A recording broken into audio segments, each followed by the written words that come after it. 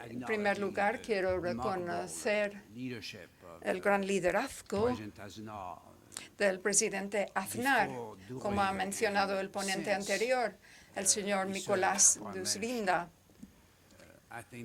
Y yo creo ese tipo de liderazgo era una mezcla inusual de una visión, compromiso y competencia. Una visión para inaugurar las diferentes cosas, luego para seguir adelante con ellos y luego tener la confianza para que se cumplan.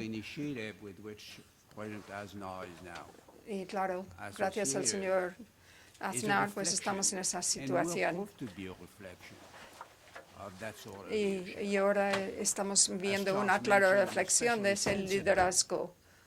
Como ha dicho Charles, que es muy sensible a ese gran esfuerzo. Yo he nacido en Casablanca, mi padre era de Brasil y bueno, me han educado en Francia. Y tenía una madre francesa y luego fui a vivir a los Estados Unidos. Entonces estamos norte, norte, sur, sur y al final pues voy a tener una identidad que es tan importante. Cayetano y Charles querían ser de gran ayuda y nos han dado una presentación increíble al debate de esta mañana. Y también pues nuestro ponente anterior, el señor Duslinda. Entonces me encuentro un poco inútil ahora mismo porque me gustaría responder a la agenda que se ha fijado por parte de los tres, ¿verdad? El señor Charles Paul, Cayetano y el señor Duslinda. Entonces, bueno, pues tengo unos comentarios para referirme directamente a lo que ha sido articulado anteriormente, porque sabemos que se va a ofrecer pues unas respuestas específicas en las próximas 36 horas a las diferentes cuestiones que se han mencionado.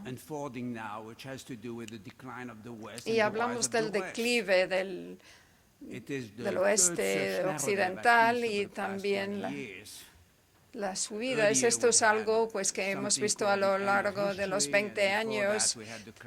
Teníamos los choques de las civilizaciones, tenemos nuestra historia detrás.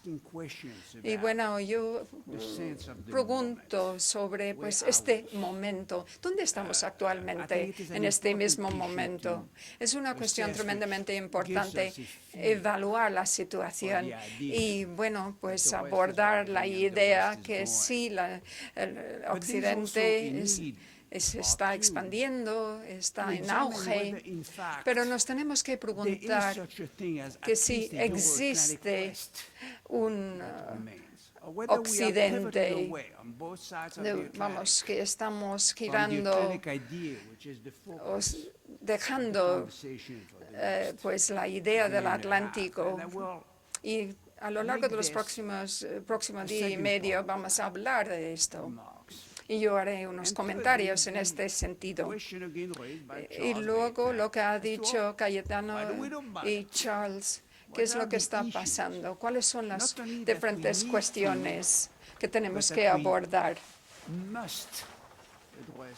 Y que tenemos que abordar dentro del contexto de las relaciones de los Estados Unidos-Europa o en un escenario global donde las relaciones están evolucionando.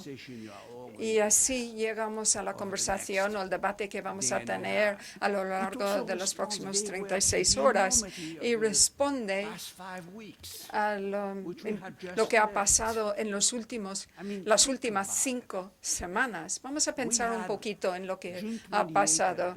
El 28 de junio Era el aniversario 100 de Sarajevo. Y luego teníamos, claro, el 26 de junio en Bruselas. Y esto nos da una idea del siglo XX, ¿verdad? El aniversario 70 y también de 100 años de grandes eventos relacionados con la Primera Guerra Mundial, la Guerra Fría, al final de la Guerra Fría. Y luego teníamos una exposición a nuestros temores, en las últimas 5 semanas, pues elecciones en el Parlamento Europeo y luego la situación de Ucrania y, claro, el G6, el B6 y todo lo que hemos tenido el día 16 de junio y luego la ofensiva en Irak del 6 de junio y bueno, pues una cantidad de 25 millones de dólares, el ejército de los Estados Unidos, el ejército que tienen en Irak y todos los diferentes recursos que se han utilizado en el último año. Y estos son temas que hemos visto en las últimas 5 semanas. El siglo XX era un siglo corto, quizás podríamos llamarlo. Ha empezado tarde y malo. En el mes de junio de 1914 y ha seguido así con las diferentes guerras.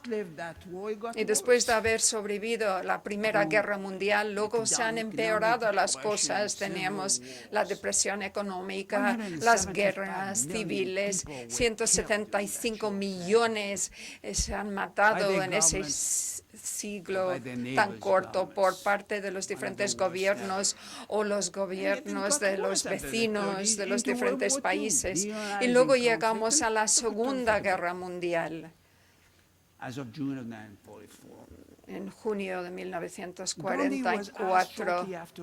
Luego teníamos el desembarco de Normandía. Y luego nos preguntamos, ¿qué pensamos de la civilización occidental? Y no es el momento, ni el lugar, ni la persona idónea para formular esta pregunta. Porque en ese momento hemos visto el surgimiento de la idea atlántica. Y eso quiere decir dos cosas. En primer lugar, que volvían los Estados Unidos a Europa, el renacimiento de los Estados Unidos, no solamente como un poder en Europa, pero como un poder europeo. Y teníamos como se ha fundado lo que podíamos llamar la República Americana. Y luego la idea con el retorno de los Estados Unidos a Europa, la determinación por parte de los Estados europeos de poner fin a cómo hacían las cosas en el pasado, ¿verdad? Y entrar en una comunidad de estados, entrar en una unión. Y entonces íbamos a dejar a las guerras en el pasado. Y la idea atlántica pues era una cosa complementaria. En otras palabras, que no podías hacer una cosa sin la otra, ¿verdad? Y ha funcionado. Bueno, pues el siglo XX, que ha empezado tarde y malo, pues ha terminado pues pronto y en una situación muy positiva. Teníamos una buena alianza y teníamos pues el imperio en el continente de Europa que se ha eliminado del todo. Y ahora nos preguntamos sobre el siglo XXI. ¿Cómo va a ser? ¿Qué es lo que va a pasar? Es un poco temprano, yo creo, hacer un pronóstico. Ahora, se puede decir que hay muchas cosas emergiendo, ¿no? Muchos estados, pero ya en un mundo globalizado no podemos pues fragmentar el tiempo. Lo que está por ahí está por aquí. Y todo está aquí en medio, porque eso es la globalización, la abolición del tiempo y del espacio. Y algunos de esos estados van subiendo la escalera, ¿verdad? Y están, pues, abordando la cima como si fuera como China. Y algunos de los estados quieren quedar en la cima para siempre o para mucho más tiempo del que les toque, como Rusia. Y quieren lograr tener el liderazgo, pero ahora tenemos pues Brasil, Vietnam, Turquía, Brasil, muchos estados emergentes. Y hablamos del sistema de orden emergente. Y en un escenario de este tipo, un solo Estado puede lugar a la supremacía. Ningún Estado solo puede abordar todas las cuestiones de gran preocupación que tenemos. No puede ni abordar una sola cuestión de preocupación que tenemos. Nadie puede definir solo el nuevo orden y ninguna dimensión del poder es suficiente para abordar la complejidad del nuevo orden global.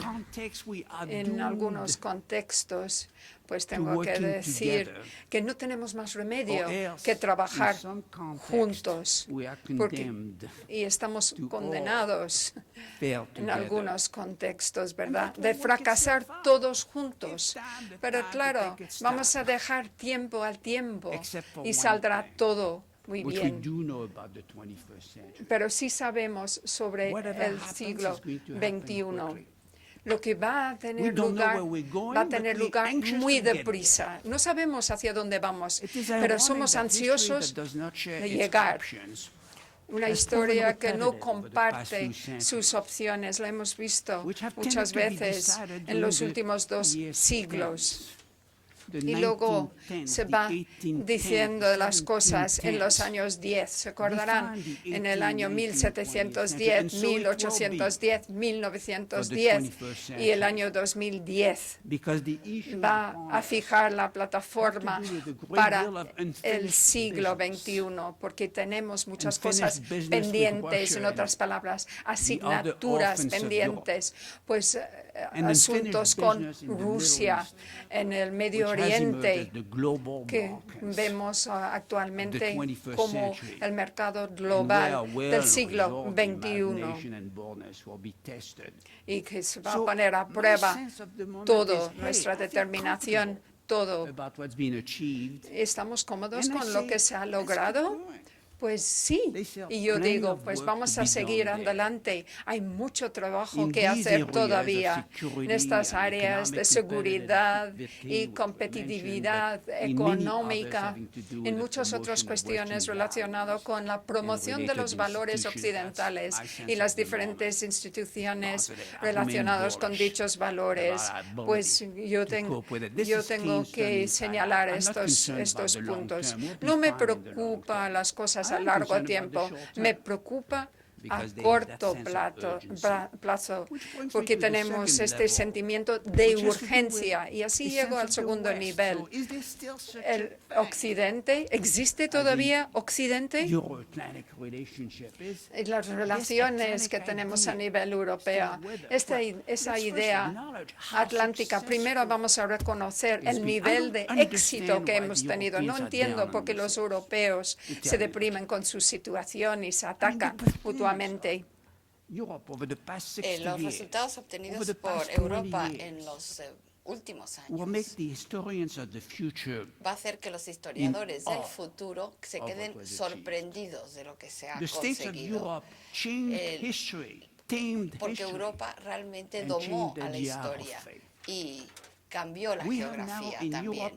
Ahora en Europa tenemos unos estados-región, 28 miembros. Y las instituciones son los que prevalecen sobre los individuos, los miembros individuales. Europa nunca ha tenido tanta prosperidad, nunca ha tenido tanta democracia, nunca ha tenido tanta paz ni libertad como tiene ahora, comparado con cualquiera. Y a pesar de la austeridad dramática y de las incertidumbres que hemos tenido en los últimos 6 a 7 años, a pesar de ello. Ahora, ¿qué es lo que hizo posible que Europa se desarrollase tal y como es hoy en día? Como una idea que se convirtió en una realidad.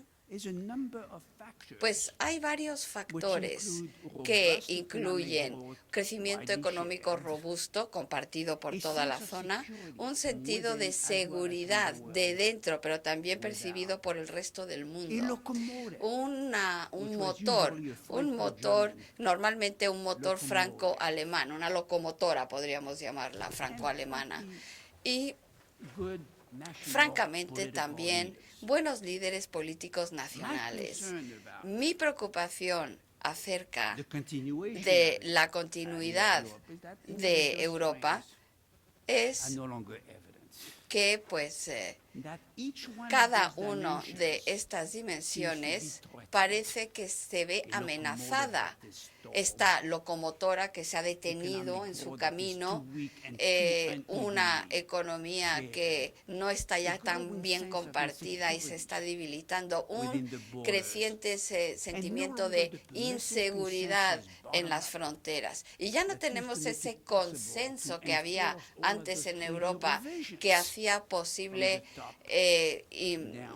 implantar todos los cambios necesarios de arriba hacia abajo. A mí sí me preocupa a la hora de evaluar el vínculo atlántico y la dimensión europea de esta idea, que la gente está cansada.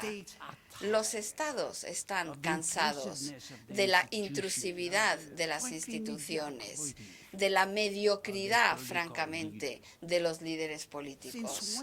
¿Desde cuándo uno se trata de hacer un buen líder diciendo que es normal? ¿Desde cuándo el ser normal es un mérito para ser un buen líder? Y por lo tanto, hay pasos que hay que dar y, por ejemplo, pues el Reino Unido podría retirarse. No es muy probable.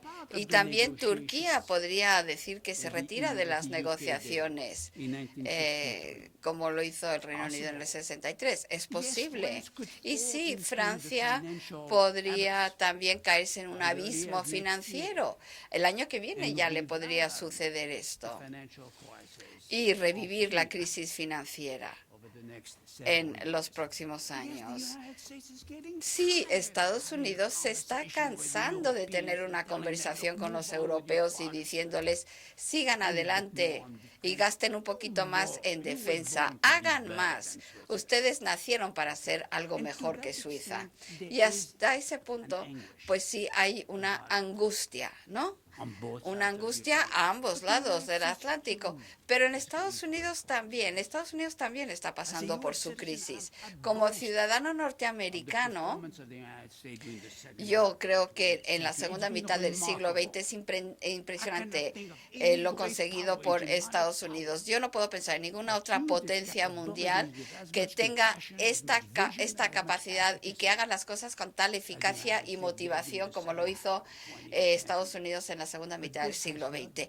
Pero no ha sido así en los últimos 20 años. No ha sido así en los últimos 20 años. Y no es una cuestión de capacidades, porque el poder norteamericano sigue siendo indispensable, pero aunque sea indispensable ya no es suficiente, porque no hace las cosas tan bien como las solía hacer.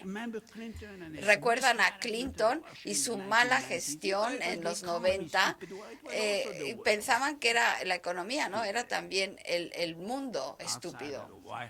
Fuera de la Casa Blanca, de las relaciones de la Casa Blanca que no supo mantener. Y por eso decía, mira, Rusia no os odia, os queremos, ¿qué quiérenos a cambio? Antes habíamos sido demasiado fuertes con Rusia y George W. Bush, que será revisitado por la historia en las próximas 2 décadas, se reconsiderará su papel y la mayoría de los norteamericanos ahora lo ven como un presidente más eficaz que el presidente Obama. Y aún así tuvo un momento cuando la ocupación de Irak se gestionó mal, no se supo gestionar bien. No digo la invasión, digo la ocupación. Y Obama acaba de ser votado como el peor presidente norteamericano desde 1945, según además una encuesta de opinión pública muy fiable que se publicaron sus resultados hace unos días. O sea que América puede que tenga una visión del mundo, puede que tenga las capacidades necesarias para hacer cumplir esa visión, pero ¿qué le falta? La competencia para hacerlo y el compromiso para mantenerlo en movimiento. Y además me parece que América también es frágil en el contexto de la idea transatlántica, simplemente porque no es tanto un mundo post-norteamericano como es una América post-americana, que tenemos que aprender a enfrentarnos a ella. Cayetana hablaba de los cambios demográficos en los Estados Unidos. Era el 95% blanco en 1960. En los siguientes 20 años va a haber un 60% y un 25 a 28% hispánico. No es mejor ni peor, es diferente. Una nación que ya no puede soñar, ya no se atreve a soñar porque ya no hay movilidad en la sociedad norteamericana. Pero si no podemos soñar en Estados Unidos, ¿quién va a soñar? En ese contexto creo que existe una idea transatlántica que es frágil en ambos lados del Atlántico. Y creo que para renovarlo necesitamos 3 diálogos. Y esta es una de las preguntas que nos plantearon aquí, que nos planteó Charles. Necesitamos un diálogo Estados Unidos-Unión Europea. Necesitamos un diálogo entre OTAN y Unión Europea. Y necesitamos un mundo entre OTAN y Unión Europea, un diálogo. No tengo tiempo de desarrollarlos todos en profundidad, pero digamos Unión Europea y Estados Unidos, ese diálogo. Sí, la Unión Europea tiene que hacer frente al tema de Ucrania como miembro para ver que Ucrania se vaya de la Unión Europea no va a hacer que sea más fuerte la Unión Europea, la va a dividir. La conversación que ha faltado en los últimos 16 años, porque durante mucho tiempo el Reino Unido no escuchaba a Ucrania. No hemos escuchado a Ucrania y ahora hay que escucharla. También hay que poner fin a estas incertidumbres acerca de Estados Unidos que tiene Ucrania, porque Estados Unidos es como si fuera un miembro de la Unión Europea para Ucrania. Y la Unión Europea tiene que involucrar a la OTAN, porque la Unión Europea es un miembro informal de Unión Europea desde el Tratado de Roma y el de Berlín en los 90. La Unión Europea tiene que tener un rol de seguridad. Todavía vivimos en Europa con un papel, un documento de seguridad de 43 páginas hace muchísimos años y no ha pasado nada desde que el señor Solana patrocinó ese documento hace 10 u 11 años. Y una vez que hemos hecho esto, necesitamos un documento estratégico entre la OTAN y la Unión Europea. Si 21 estados europeos se pueden poner de acuerdo con 6 socios de la OTAN sobre una orientación estratégica de la OTAN, tendrían que ponerse de acuerdo también con los 7 miembros de la Unión Europea. Y si fuera así, podremos tener un documento de seguridad integrado. Y finalmente, tenemos que abrirnos Y ahí estaríamos hablando de la iniciativa transcontinental.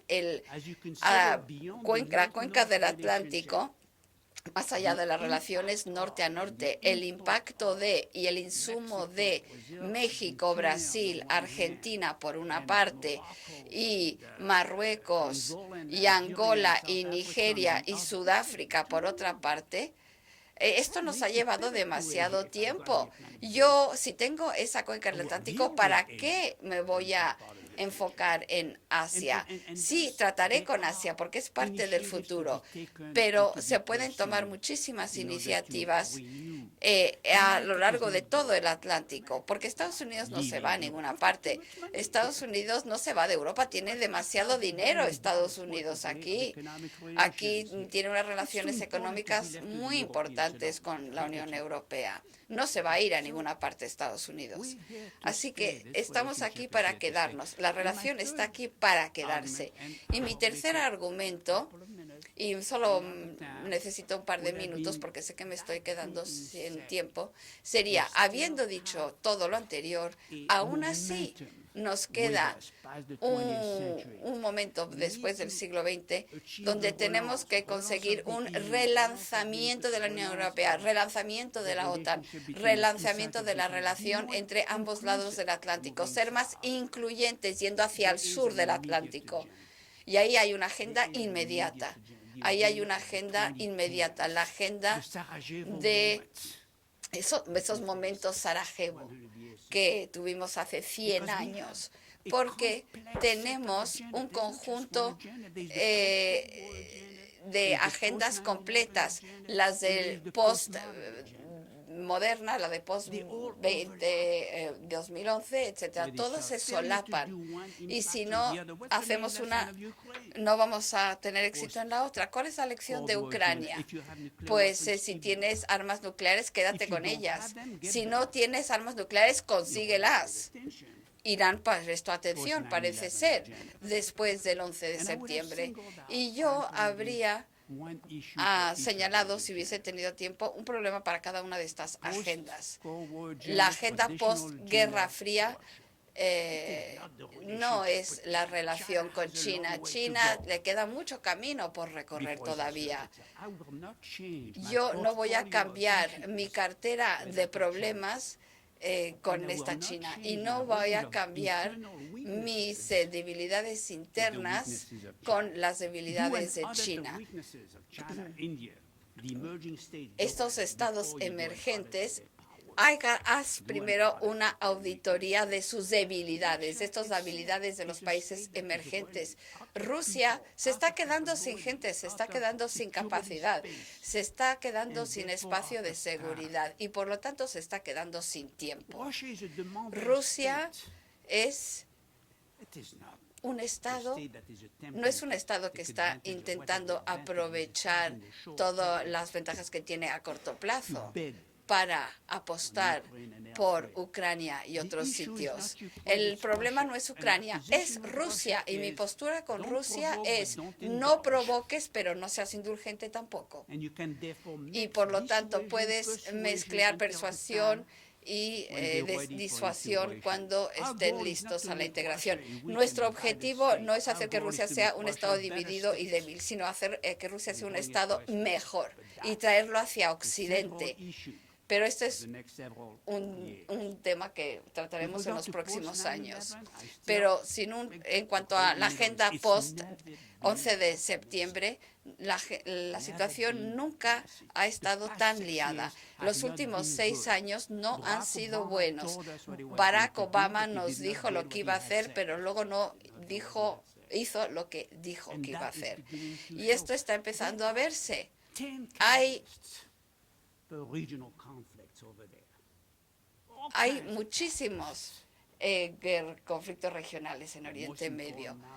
El más importante para mí sigue siendo Irán, porque hay una fecha límite en Irán y es el 30 de enero del 2015.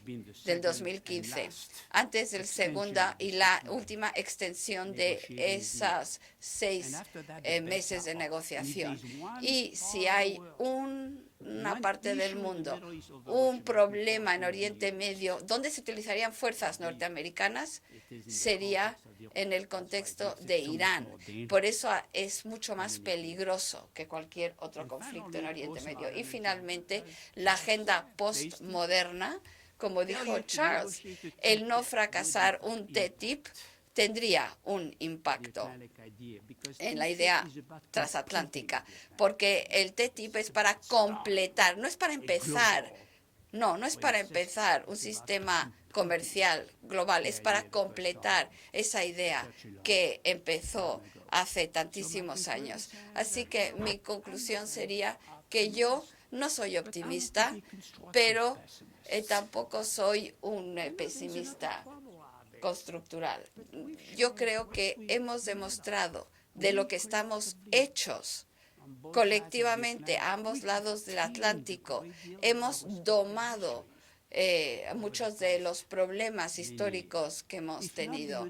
Si no, con Estados Unidos, con Europa. Si no lo hacemos con Estados Unidos y Europa, ¿con quién? ¿Rusia? ¿China?